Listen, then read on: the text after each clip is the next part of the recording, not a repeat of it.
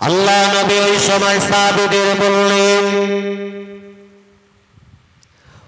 ও বাবা সাহাবীরা, আমি আল্লাহ নবী জানিয়ে দিলাম, আমি আল্লাহ নবী বলে দিলাম, চিন্তা করো না, আল্লাহ পাক কোরআনের আয়াত নাযিল করবে। আল্লাহ পাক কোরআন কারীমের একটি সূরা নাযিল করলেন। ওই সূরাটার নাম হলো লাইলাতুল কদরের জন্য যে সূরা আমার আল্লাহ নাযিল করলেন, সূরাটার নাম হলো সূরাতুল কদর। জোরে বলেন, আরো জোরে বলেন। একটা সূরা দিয়ে নবীকে এবং নবী সাহাবীদেরকে আল্লাহ আসমান থেকে সুসংবাদ দিয়েছে। জোরে হবে না, চিল্লে হবে না। আহা, আল্লাহর নবী যখন চিন্তামগ্ন, এই নবীর চিন্তা ঘোচানোর জন্য আল্লাহর দায়িত্ব আছে না নাই? আল্লাহ নবী সাহাবীদের বললেন, বাবা সাহাবীরা, আমি আল্লাহ নবী জানিয়ে দিলাম, আমি আল্লাহ নবী বলে দিলাম। আল্লাহ নবীকে জানানো হলো, আল্লাহ নবীকে বলা হলো, ইয়া রাসূলুল্লাহ, ইয়া হাবিবাল্লাহ, ওই সমস্ত উম্মতেরা ওরা যদি 1000 বছর আল্লাহর ইবাদত বান্দিগি করে, ওরা 1000 মাস ইবাদত করবে, আর আপনার উম্মত উম্মতিরা প্রতি বছরের একটা রাত যদি ইবাদত করে, আমার আল্লাহ পাক একটা বছরের একটা রাতের ইবাদত আর ওদের 1000 মাসের ইবাদতের চাইতে আপনার উম্মতকে আমার আল্লাহ শ্রেষ্ঠত্ব দান করেছে। জোরে হবে, চিল্লে হবে না। আহা, ওরা টোটাল 500 বছর হায়াত পেলেন। 500 বছরের ভিতরে যদি কেউ হায়াত পায় বা তাতে 1000 মাস থাকে, আর উম্মতে মুহাম্মাদি যদি 80 বছর পায়, টোটাল 80 বছরে আল্লাহ এই উম্মতের জন্য এই পবিত্র রজনীটাকে 80 বার তাকে দান করেছে। চিল্লে হবে না। এই উম্মতের ইজ্জত তাহলে কম না বেশি বাবা? আমি বলছিলাম যে জায়গাতে বাবা বসেছি, এই জায়গার একটা গুরুত্ব আছে। আমি সংশ্লিষ্ট আলোচনার জন্য ওটাকে তুলে ধরলাম। এখন যে লোক দাঁড়িয়ে ইবাদত করবে আর একটা মানুষ ঘুমিয়ে থাকবে, দুটোর ইজ্জত কি এক হবে? যে ইবাদত করবে ও শ্রেষ্ঠত্ব আছে না? আল্লাহ নবী বললেন, ও বাবা সাহাবীরা, আমি আল্লাহ নবী জানিয়ে দিলাম, আমি আল্লাহ নবী বলে দিলাম, আমার যদি কোনো উম্মত উম্মতি ওরা যদি আল্লাহর ইবাদত বান্দিগি সারা রাত দাঁড়িয়ে দাঁড়িয়ে করে, অপর একটা বান্দা যদি ও দিনের বেলা অথবা রাতের বেলাতে কিছুটা সময় যদি দিনের শিক্ষা অর্জন করে, কোরআন হাদিসের আলোচনা নিয়ে একটা বার যদি বান্দা সমীক্ষা পর্যালোচনা করে, আমার আল্লাহ পাক আল্লাহ তাআলা একটা বান্দা সারা রাত দাঁড়িয়ে দাঁড়িয়ে নফল ইবাদত করলে যা সওয়াব দান করে, আর একটা বান্দা শুধু 10 মিনিট বা 20 মিনিটের জন্য কিছু সময় দিন শিক্ষা অর্জন করবে, আল্লাহ পাক ওই দিন শিক্ষা অর্জনকারী বান্দার ইজ্জতটাকে আমার আল্লাহ আবেদ বান্দার চাইতে শ্রেষ্ঠ করে দিয়েছে। মনে হবে,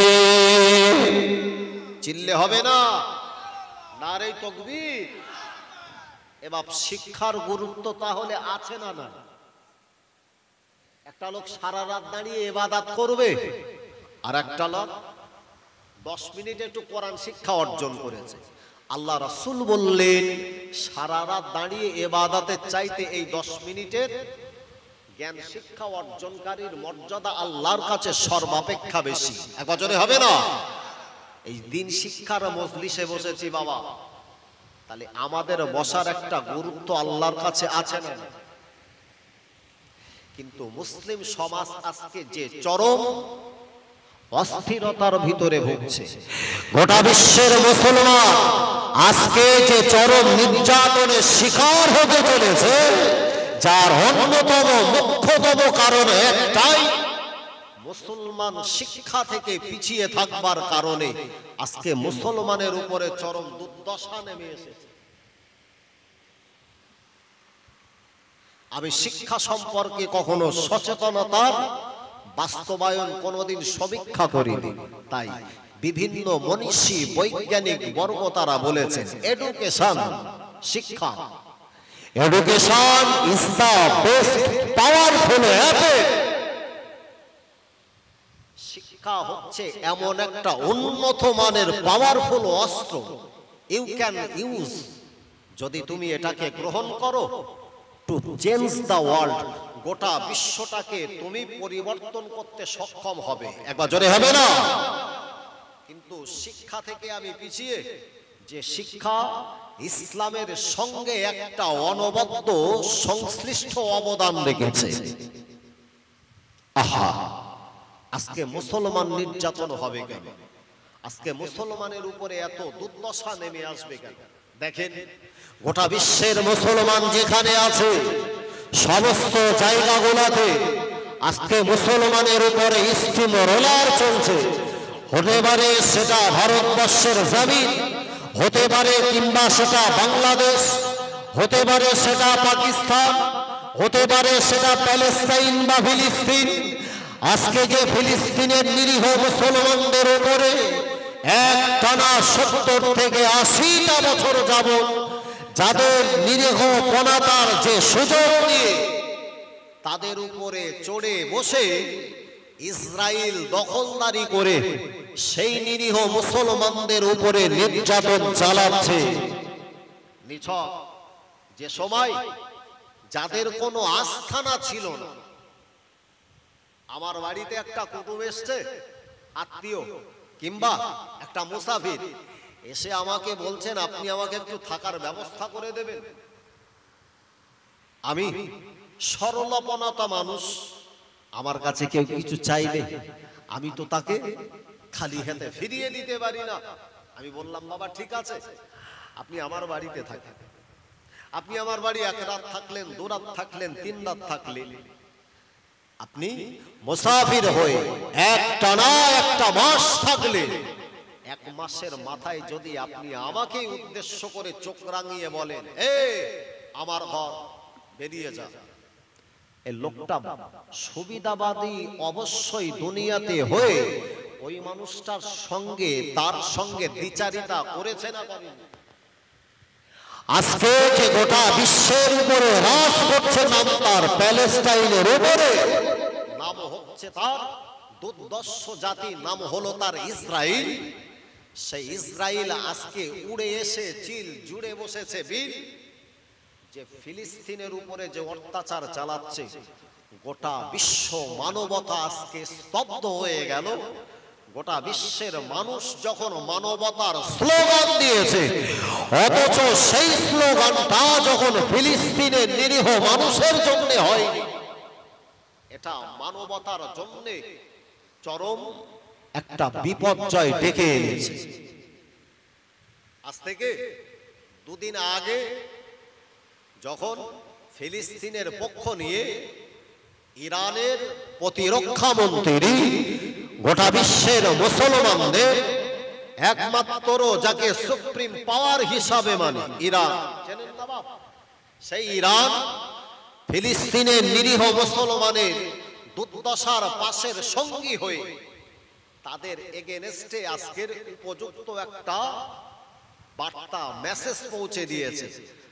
বিশ্বের বুকে 57টি মুসলিম দেশ, এই গোটা মুসলিম দেশগুলা যদি একসঙ্গে এক কাতারে দাঁড়িয়ে এই সমস্ত দুর্ধর্ষ জাতি যারা মানবতার চিরশত্রু দুশ্মন, এদের বিরুদ্ধে বা রুখে দাঁড়ায়, মানে গোটা বিশ্বের উপরে যে এক নায়কতন্ত্র রাজ করছে, নাম হলো তার ইসরায়েল, ওর অস্তিত্ব বা থাকবে না যাবে।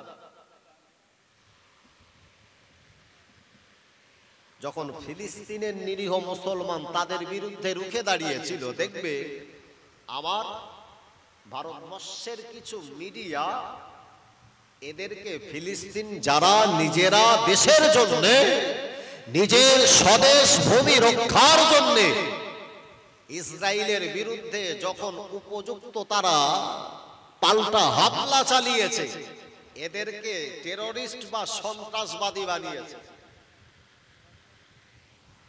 এই ভারতবর্ষের জমিন, যে ভারতবর্ষের মুখে একটানা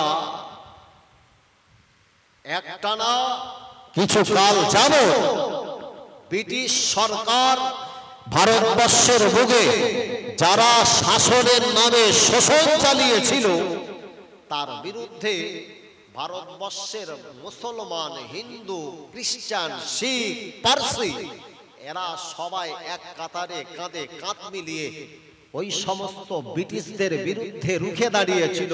ওদের উদ্দেশ্য ছিল যে কোনো মূল্যে ভারতবর্ষের জমিনটাকে বিদেশি শক্তির হাত থেকে আমরা রক্ষা করব। যার অন্যতম নেতা হিসাবে আমরা মহাত্মা গান্ধীকে চিনি। এই মহাত্মা গান্ধী, যিনি ভারতবর্ষের জন্য নিজের স্বদেশ ভূমি রক্ষা করার জন্য যিনি রুখে দাঁড়িয়েছিলেন, আজকের এই মহাত্মা গান্ধীকে কি আপনি সন্ত্রাসবাদী বানাতে পারেন? এ বলবেন বাবা? আহা,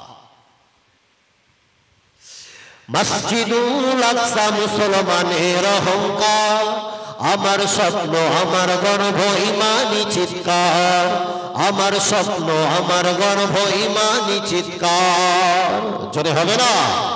আরো জোরে হবে। মসজিদুল আকসা মুসলমানের অহংকার, আমার স্বপ্ন আমার গর্ব ইমানি চিৎকার, আমার স্বপ্ন আমার গর্ব ইমানি চিৎকার। আল্লাহুম্মা সাল্লি আলা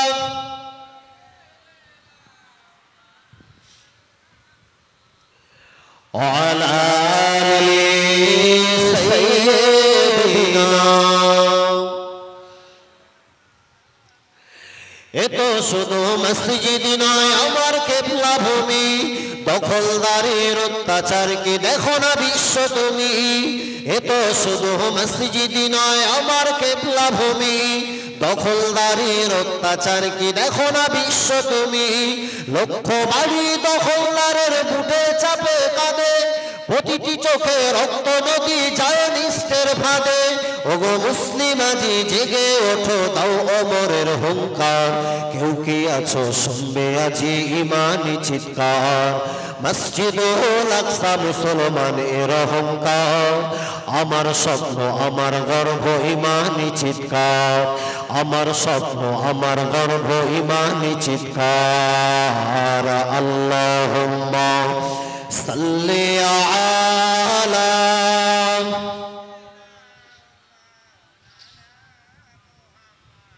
ওয়ালা আলি।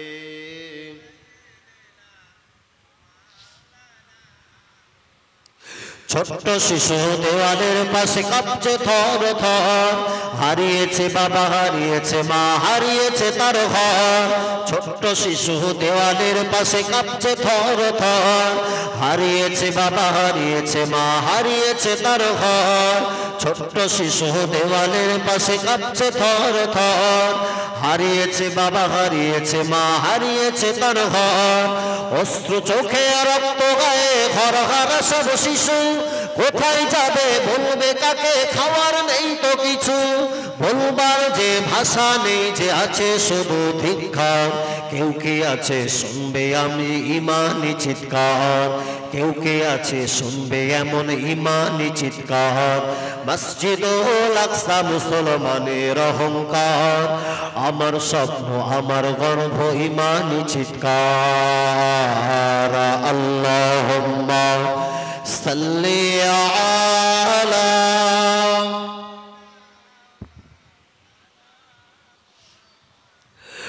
ওয়ালা আলি।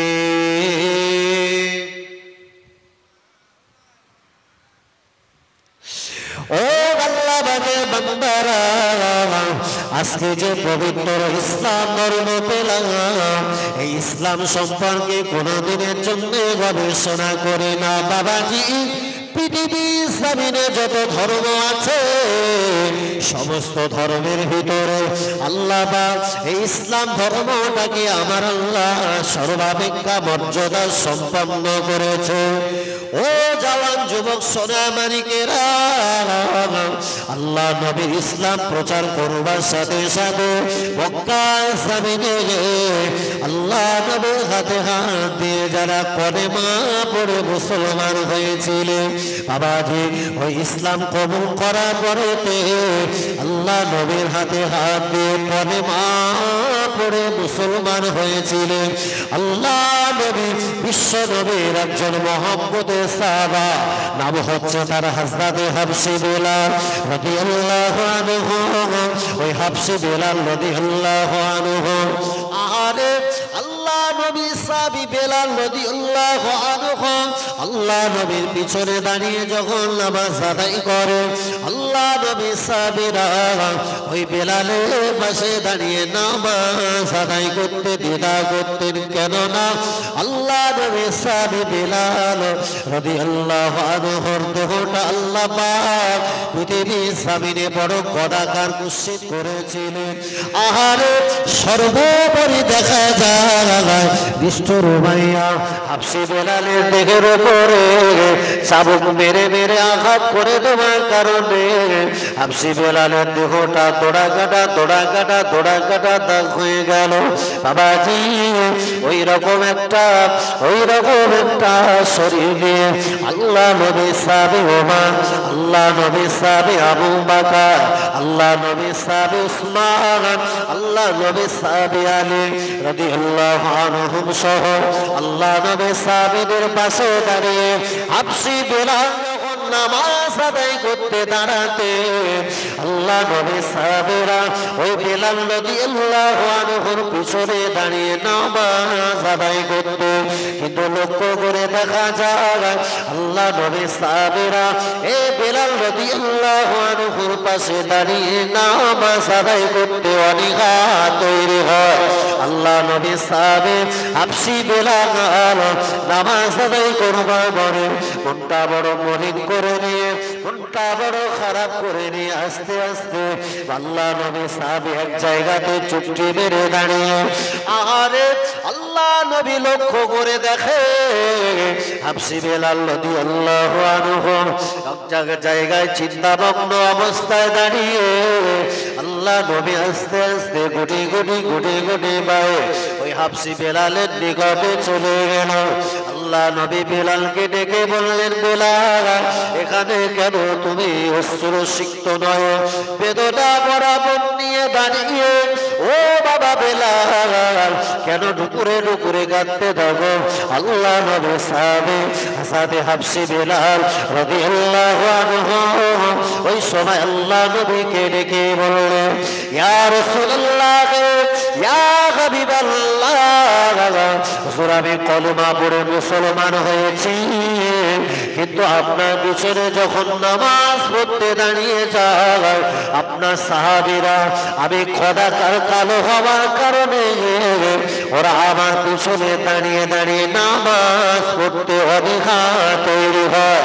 আল্লাহ নবী বললেন, ও বাবা সাহাবী বেলাল চিন্তা করো না বাবা, কাপড়ে যেও না বাবা, আমি আল্লাহ নবী, আমি বিশ্ব নবী তোমার জন্য একটা সুসংবাদ দিলাম, আমি অচিরেই তোমাকে এমন একটা পদে মর্যাদা সম্পন্ন করে দেব যে জায়গাতে তোমাকে দাঁড় করালে আমার সাহাবীরা তোমার পিছনে, আমার সাহাবীরা তোমার পাশে দাঁড়াতে কোনোভাবে আর দ্বিধা বোধ করবে না। জোরে বলে, আরো জোরে বলে। আজকের তুমি কালো হওয়ার কারণে আমার যে সমস্ত সাহাবীরা তোমার পাশে দাঁড়িয়ে বাবা নামাজ আদায় করতে অনীহা হয়, আমি নবী জানিয়ে দিলাম তোমাকে উপযুক্ত একটা মর্যাদা সম্পন্ন জায়গা দেব, যে জায়গায় তুমি দাঁড়ালে আমার সাহাবীরা তোমার পাশে দাঁড়ানোর জন্য একে অপরে প্রতিযোগিতা শুরু করে দেবে। একবার জোরে হবে না? আল্লাহ নবী ওই সময় মদিনা মসজিদুন নববী শরীফে আল্লাহ নবী সাহাবীদেরকে একত্রিত করে দেবে পারে। আল্লাহ নবী ওই সময় সাহাবীদের মাঝখানে সুসংবাদ দিলেন, ও ও বাবা সাবিরা, আমি আল্লাহ নবী জানিয়ে দিলাম, আমি আল্লাহ নবী বলে দিলাম, আজ থেকে মদিনা মসজিদুন নববী শরীফে আমার কালো সাহাবী বেলাল মুসলমানদের নামাজের জন্য আযান দিয়ে দেবে। জোরে বলো, আরো জোরে বলো। আল্লাহ নবী সাহাবীরা আল্লাহ নবীকে বললেন, ইয়া রাসূলুল্লাহ, ইয়া হাবিবাল্লাহ, হুজুর আপনি কেন এই কালো ছেলেটাকে, এই কালো মানুষটাকে আপনি কেন মদিনা মসজিদুন নববী শরীফে মুয়াজ্জিন বানালেন?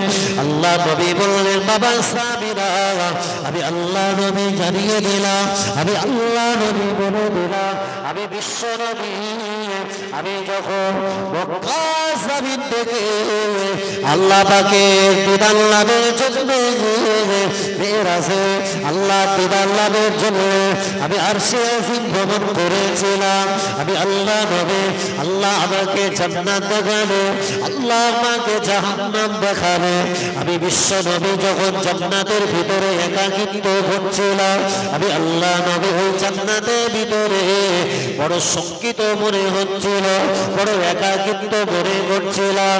এ অবস্থাতে আমি আল্লাহ নবী আমার কর্ণ কুয়ারে যেন জান্নাতের ভিতরে আমি আমার একজন সাহাবীর কদমের আওয়াজ শুনতে পেয়েছিলাম। জোরে বলে, আরো জোরে হবে। আল্লাহ নবী ওই সময় জান্নাতের ভিতরে আল্লাহ নবী ভালো করে তিনি পর্যবেক্ষণ করলে আল্লাহ নবীর কর্ণ কুহারে যেন আওয়াজ আসে। আমার ওই কালো সাহাবী আসাদে হাবশী বেলাল রাদিয়াল্লাহু আনহুর কদমের আওয়াজ আল্লাহ পাক জান্নাতের ভিতরে আমার সঙ্গে বানিয়ে দিয়েছে। জোরে হবে না, আরো জোরে হবে। আল্লাহ নবী ওই মেরাজ থেকে ফিরবা বড় আল্লাহ নবী একদিন বেলালকে ডেকে বললেন, বাবা বেলাল, ও বাবা বেলাল, বাবা কি এমন আমল করো, কি এমন ইবাদত করো? আল্লাহ নবী সাহাবী হযরত হাবশী বেলাল রাদিয়াল্লাহু আনহু আল্লাহ নবীকে বললেন, ইয়া রাসূলুল্লাহ, হুজুর আমি বেলাল, আমি আল্লাহ সাবিরে যখন নাপাক হয়ে যায়, ওই নাপাকি হয়ে যাবার পরে সাথে সাথে আল্লাহ পাকের রেজাবন্দির জন্য সুন্দর করে আমি সুন্দরভাবে গোসলের সাথে সাথে ওযু হালাতে আল্লাহ পাকের জমিনের উপরে পা ফেলে থাকি। জোরে হবে। আমার পবিত্রতা হালাত জমিনের উপরে চলবো। জমিন যখন আল্লাহর, এই জমিনের উপরে যদি আমার পাটাকে ফেলে আল্লাহর জমিন আমার পায়ের পদধূলিতে যদি নাপাক হয়ে যায়, আমি হাবশী বেলাল এই ভয়েতে আমি যখনই নাপাক হয়ে যাই সাথে সাথে পবিত্রতা অর্জন করি। একবার জোরে হবে না, চিল্লে হবে না, নারে তাকবীর, নারে তাকবীর। তাই তো আমার নবী বলেছি, আল্লাহ রাসূল এই হাবশী বেলাল সম্পর্কে বলেছিলেন, হযরত হাবশী বেলাল যখন মদিনা মসজিদুন নববীতে আযান দিতেন, ওই বেলালের আযানের আওয়াজ আমার আল্লাহর আরশে মুআল্লা পর্যন্ত পৌঁছে যেত। একবার জোরে হবে না। বিশ্ব নবী সাহাবীরা আল্লাহর নবীর কাছে অভিযোগ করলেন, ইয়া রাসূলুল্লাহ, ইয়া হাবিবাল্লাহ, এমন একটা মানুষকে আপনি মুয়াজ্জিনের দায়িত্ব দিলেন যে ছেলেটা আমাদের ভিতরে সবচাইতে দেখতে খারাপ। নবী বললেন, বাবা, একটা মানুষের জন্য তার চেহারা উপযুক্ত তার পরিচিতি বহন করে না।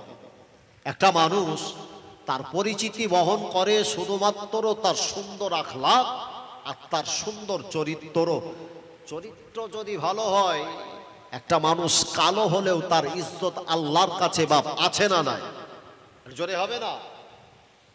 আর যদি আমার সমাজের সবচাইতে ফুটফুটে সন্তান, দেখতে একদম পুরো নায়ক নায়ক ভাব, আচ্ছা ও যদি নাপাক জায়গাতে গিয়ে তার কোনো সম্পর্ক থাকে বাবা, তাহলে ওর ইজ্জত আল্লাহর কাছে সবচাইতে খারাপ হবে কি হবে না?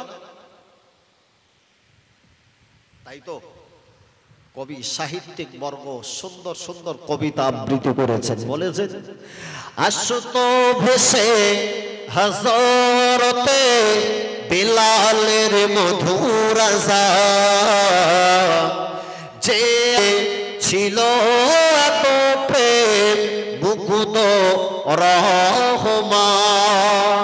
জোরে হবে না, আরো জোরে হবে। আশুত ভেসে হযরতে বিলালের মধুর আযান, যে আযানে ছিল এত প্রেম মুগ্ধ রহমান। দয়ার নবীর পিছে নামাজ পড়লে কেমন হতো, দয়ার নবীর পিছে নামাজ পড়লে কেমন হতো, দুনয়নে রাসূল পাক দেখিলে কেমন হতো, জন্ম আমার নবী যুগে হলে কেমন হতো। আল্লাহুম্মা সাল্লি আলা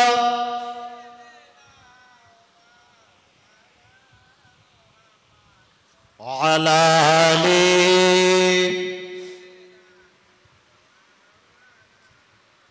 আবার ভাইরা, তাই বলছিলাম এই নবী যখন মদিনার মসজিদের মুয়াজ্জিনের দায়িত্ব দিয়েছেন হাফসি বেলাল, হাফসি বেলাল যখন আযান দিতেন, এখন যিনি আমার মসজিদের যিনি মুয়াজ্জিন হন, নামাজের ওয়াক্ত হলে ইমাম থাকেন সামনে, ওই মুয়াজ্জিনের যে জায়গাটাকে আমরা পছন্দ করে ভালোবেসে বা তার জন্য স্থলাভিষিক্ত জায়গা করি, জায়গাটা একেবারে ইমামের পিছন বরাবর, একেবারে সোজাসুজি বরাবর।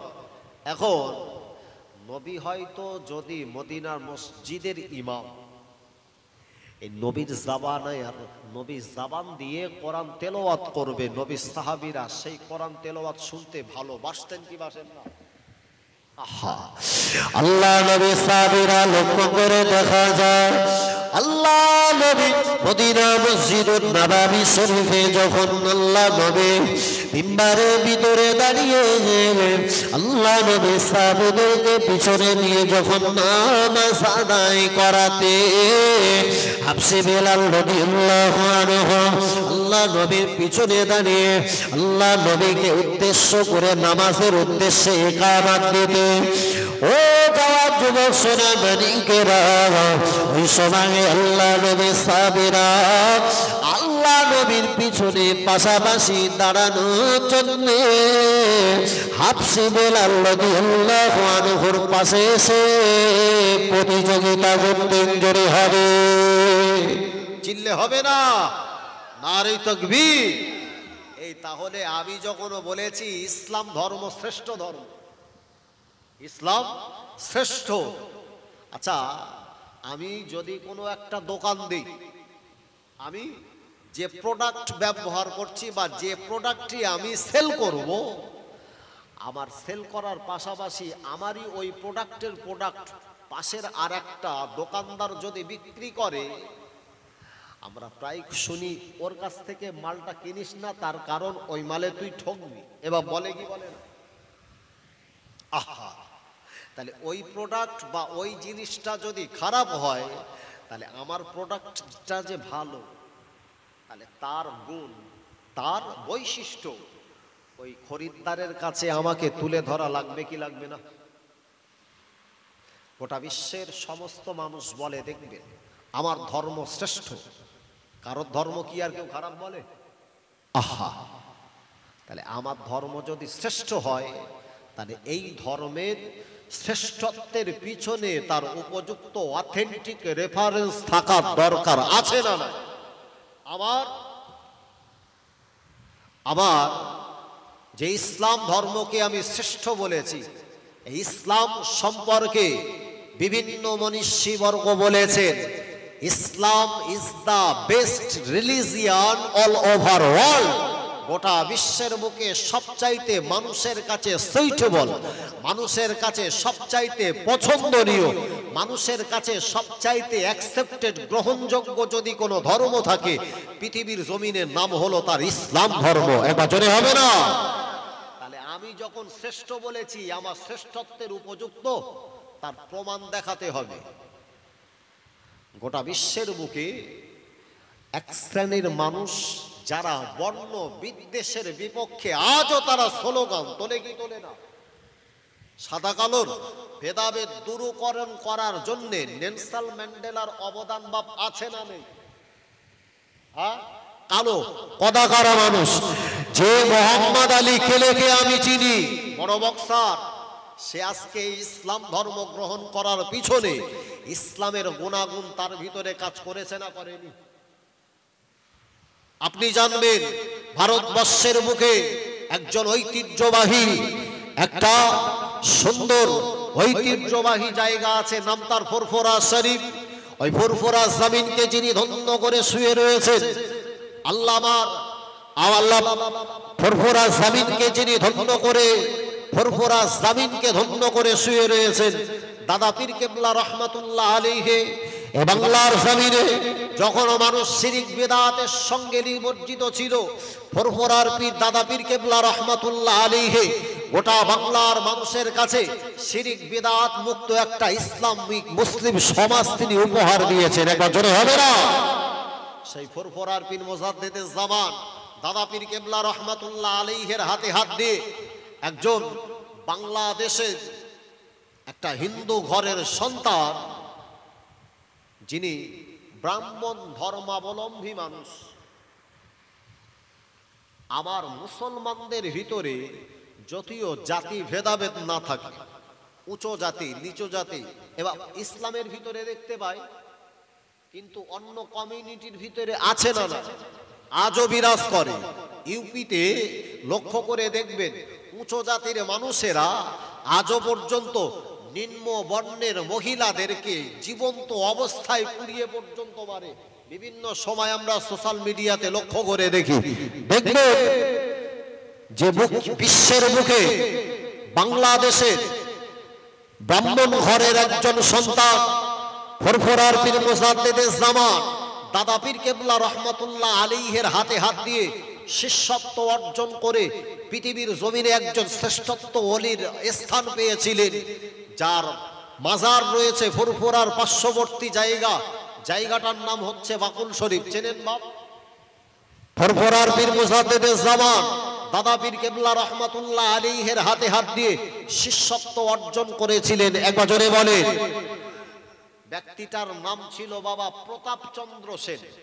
কোন নিম্ন শ্রেণীর মানুষ নন, উচ্চ বর্ণ বিশিষ্ট মানুষ, হিন্দু ধর্মের একটা উচ্চ জাতি সম্পন্ন মানুষ। ওই ছেলেটা হায়ার এডুকেটেড পার্সন ছেলে, একেবারে অশিক্ষিত মূর্খ নয়। যে প্রতাপচন্দ্র সেন হিন্দু ঘরের সন্তান, সে যখন ইসলাম সম্পর্কে তার সেই সমসাময়িক সময়ে কিছু বন্ধুদের কাছ থেকে ইসলাম ধর্ম নিয়ে যখন পড়াশোনা করতে লেগেছে, ইসলামী আইন, ইসলামের হুকুম আহকামগুলো আস্তে আস্তে পড়ে পড়ে ইসলাম সম্পর্কে যখন সচেতনতার একটা জায়গা দেখেছে, বইয়েতে হাদিসে কোরআনের বিভিন্ন অনুবাদ গ্রন্থে তিনি পড়েছেন, আল্লাহ রাসূল পাক জবানে ইরশাদ করেছেন, পৃথিবীর জমিনে একটা মা, আল্লাহ এই মাকে কতটা সম্মান ইজ্জত দিয়েছে, এই মা সম্পর্কে প্রিয় রাসূলের জবানিতে ঘোষণা রয়েছে, যদি কোনো সন্তান সকালবেলা মায়ের চেহারা মোবারকের দিকে একটাবার সুনজরে যদি তাকায়, একটা সুদৃষ্টিতে মায়ের দিকে তাকানোর পরিবর্তে ওই বান্দাটার নামায়ে আমলে মহান আল্লাহ খুশি হয়ে একটা প্রকৃত মকবুল হজের সওয়াব দান করে থাকেন। একবার জোরে বলবেন না? এই মায়ের সম্মান ইসলামে দিয়েছে না দেয়? এই মায়ের সম্পর্কে ইসলামের ইতিহাস তো এও বলে যে মায়ের কদমের তলদেশে সন্তানের জন্য রয়েছে আল্লাহর দয়ার জান্নাত। একবার জোরে হবে না? মায়ের সম্মান তাহলে ইসলাম দিয়েছে না দেয়নি? প্রতাপচন্দ্র সেন ব্রাহ্মণ ঘরের সন্তান, বিভিন্ন ইসলামী পুস্তক পুস্তিকা পড়বার পরে মায়ের ইজ্জত সম্পর্কে যখন তিনি একটা জ্ঞান অন্বেষণ করতে পেরেছে, ওনার চিন্তা হলো পৃথিবীর বুকে এমন ধর্ম আছে, আহা, যে ধর্ম মাকে এতটা সম্মান দিতে পারে, মাকে এতটা ইজ্জত দিতে পারে, অথচ আমি যে ধর্মে অনুসারী সেই সনাতন ধর্মে বলা হয়েছে যে তোমার মা যখন তোমার কাছ থেকে বিদায় নেয়, মারা যায়, ওই বাড়ির বড় সন্তানটা মায়ের শেষ বিদায় জানানোর জন্যে তাকে চিতায় তুলে মায়ের মুখে তুমি আগুন দাও। প্রতাপচন্দ্র সেন দীর্ঘদিন চিন্তা ভাবনা করলেন, আহা, যে মায়ের পেটে আমি 10 মাস 10 দিন থাকলাম, যে মা আমাকে এত সুন্দর করে লালন পালন করে বড় করে তুলেছে, আমার যখন ক্ষমতা ছিল না জমিন থেকে কোনো অংশ আমি তুলে খাবো, আমার মা নিজে স্তনের দুধ আমাকে পান করিয়ে যে মা আমাকে বড় করতে পারে, আমাকে দুনিয়ার বুকে আমাকে একটা উপযুক্ত সন্তান মানুষ করার ক্ষেত্রে যে মায়ের এতটা অনবদ্য অবদান থাকতে পারে, সন্তান হিসাবে সেই মাকে যদি মুখে আগুন দিতে হয়, তাহলে এ ধর্ম নিশ্চয়ই আমাকে কোনো জায়গাতে গোমরা হয়তো বানাচ্ছে। অথচ আমি যে ইসলাম সম্পর্কে যে বইপত্র পড়েছি, সেই ইসলাম ধর্মে বলছে তোমার যে মায়ের পেটে তুমি ছিলে, সেই মায়ের সেবা শুশ্রূষার জন্যে তোমার দেহের চামড়াটাকে যদি ছাড়িয়ে মায়ের কদমের যদি তুমি জুতা বানিয়ে দাও, তবুও তোমার মায়ের এক ফোঁটা দুধের ঋণ পরিশোধ করতে পারবে না। এর নাম তো পৃথিবীর জমিনে একটা মানবতার ধর্ম। এক বছরে হবে না, চিল্লে হবে না, নারে তাকবীর। মনে মনে সন্দেহ হল, চিন্তা করবে, দেখবেন আমার সমাজের যখন কোনো মানুষ মারা যায়, একটা মুসলিম ঘরের কোনো ব্যক্তি মারা গেলে তার শেষ বিদায় জানানোর জন্যে ওর দেহের যখন শেষ গোসল দেওয়া হয়, যে সমস্ত মানুষ গোসলগুলো দেন তারা খুবই সাবধানতা অবলম্বন করে সেই মানুষটাকে গোসল দেয়। ওই মানুষটার হাতটাকে কোনোভাবে টানাটানি করে না, ওই মানুষটার পাটাকে ধরে কোনো রকম টানা হেঁচড়া করে না। ও জানে একটা জীবন্ত মানুষের দেহের যতটা কষ্ট হয়, তার চাইতে একটা মৃত মানুষ মারা গেলে তার দেহটা পাকা ফোড়ার মতো তার ততটা ব্যথা অনুভব করে। আর এই মানুষটা মরে গেলে তার যখন গোসল দেন, কাফনের কাফন পরার শেষ বিদায় জানানোর জন্য যখন তাকে কবরে শুইয়ে দেওয়া হয়, লাশটাকে যখন বহন করে আমরা কাঁধে করে নিয়ে বয়ে যাই, সেই অবস্থাতে আমরা বলি, বাবা জোরে জোরে হাঁটিস না, আস্তে আস্তে হাঁট, কেননা মৃত মানুষটা কষ্ট পাবে। এবার বলি না, ওই মানুষটাকে একটা নবজাত সন্তান ভূমিষ্ঠ হলে তাকে যতটা আদর করে, তাকে যতটা সযত্নে, তাকে কোনোভাবেই কষ্ট ক্লেশ না দিয়ে তার সঙ্গে যেমন আচরণ করি, মৃত মানুষের ক্ষেত্রে তার বিন্দুমাত্র কমতি করা হয় না।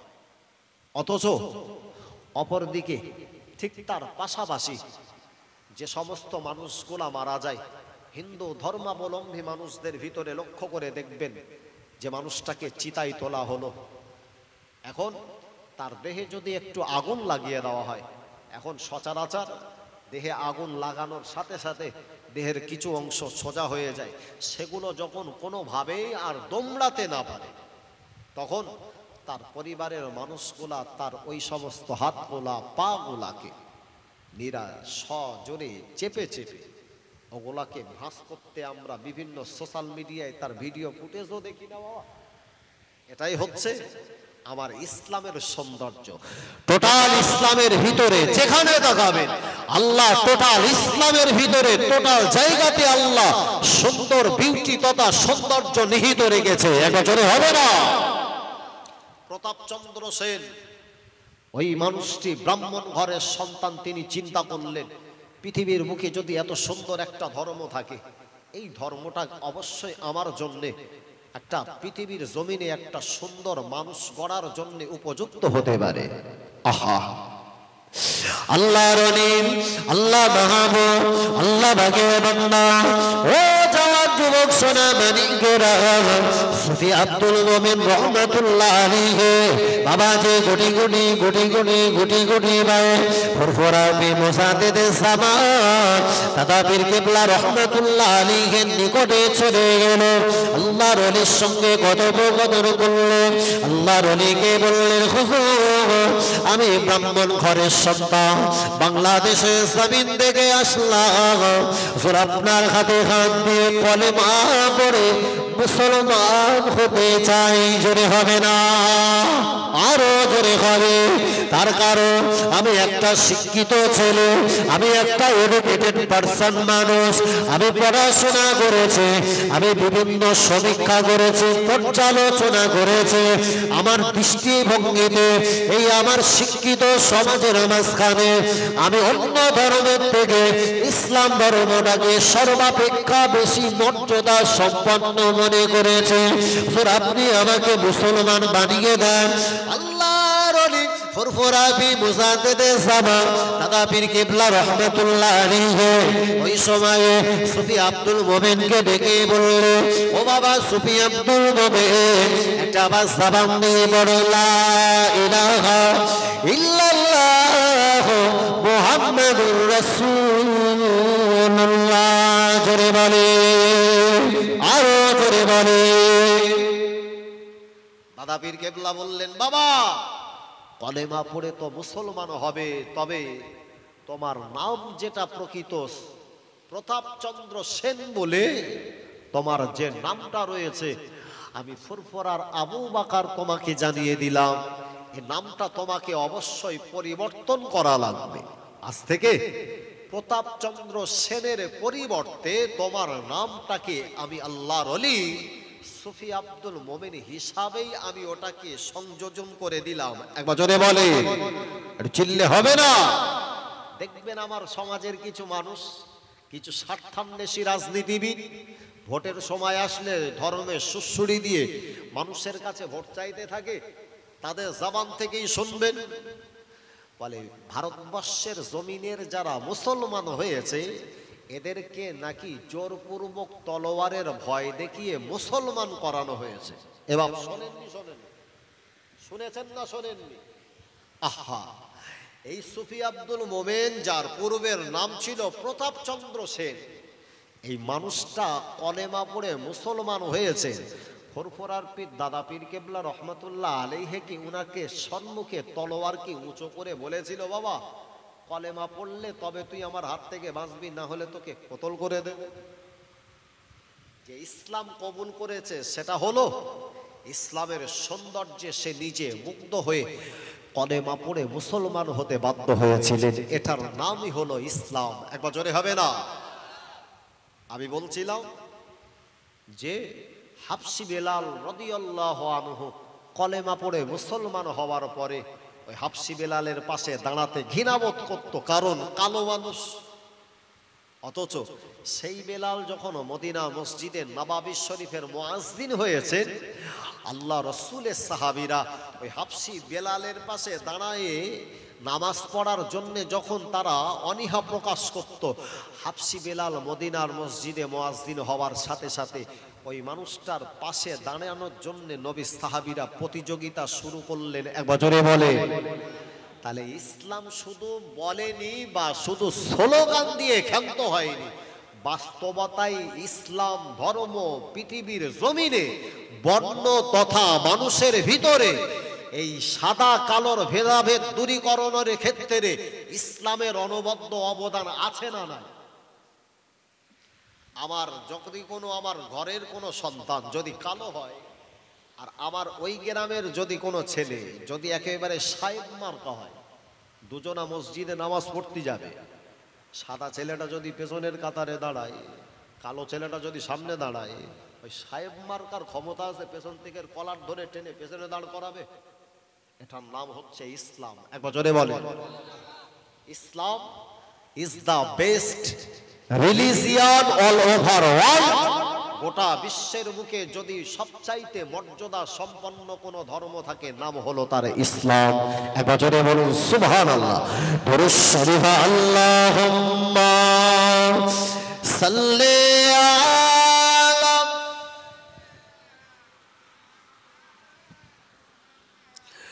ওয়ালা আলি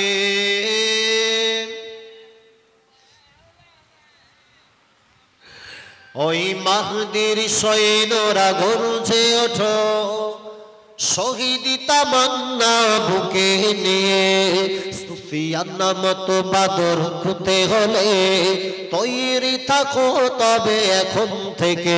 ওই মাহদির সৈন্যরা গর্জে ওঠো, শহীদ তামান্না বুকে নিয়ে, সুফিয়ান নামত বাদর খুঁতে হলে তৈরি থাকো তবে এখন থেকে। জোরে হবে না, চিল্লে হবে না, নারে তাকবীর, নারে তাকবীর। আসবে মহাকাল, রুখতে হবে দাজ্জাল। আসবে মহাকাল, রুখতে হবে দাজ্জাল। যার এক হাতে থাকবে জান্নাত, এক হাতে থাকবে জাহান্নাম। মানুষকে বলবে ডেকে ডেকে, আমি তো তোমাদের খোদা মহান। যার এক হাতে থাকবে জান্নাত, এক হাতে থাকবে জাহান্নাম। মানুষকে বলবে ডেকে ডেকে, আমি তো তোমাদের খোদা মহান। যার দিলে থাকবে ঈমান, হবে না তো সে বেঈমান। মুমিন বলবে ডেকে ঈমান নিয়ে বুকে নিশ্চিত, তুই দাজ্জাল। আসবে মহাকাল, রুখতে হবে দাজ্জাল। আসবে মহাকাল, রুখতে হবে দাজ্জাল। আল্লাহুম্মা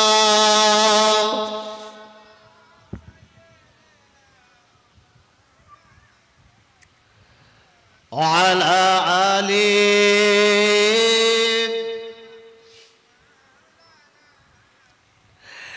আজ বিশ্বের চারিদিকে মুমিন বলছে ঢুকে, একটু কি দিলে দয়া হয় না?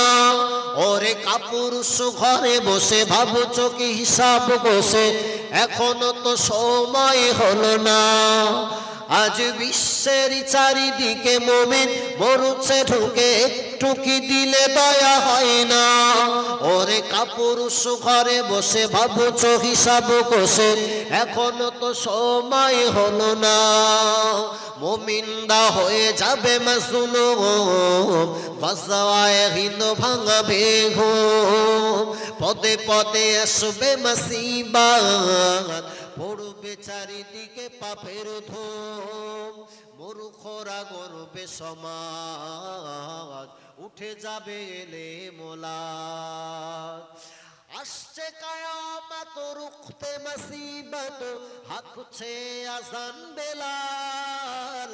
আসবে মহাকাল, রুখতে হবে দাজ্জাল। আসবে মহাকাল, রুখতে হবে দাজ্জাল। আল্লাহুম্মা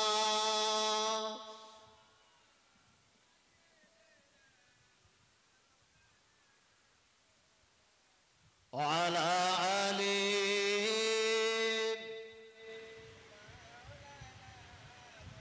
আমার ভাইয়েরা, জওয়ানেরা, যুবকেরা, মুরব্বিয়ানগণেরা, আজকের যারা বসেছি, আমি আজকে সবচাইতে দুনিয়ার জমিনে মর্যাদা সম্পন্ন ইজ্জতদারের হকদার হয়েছে।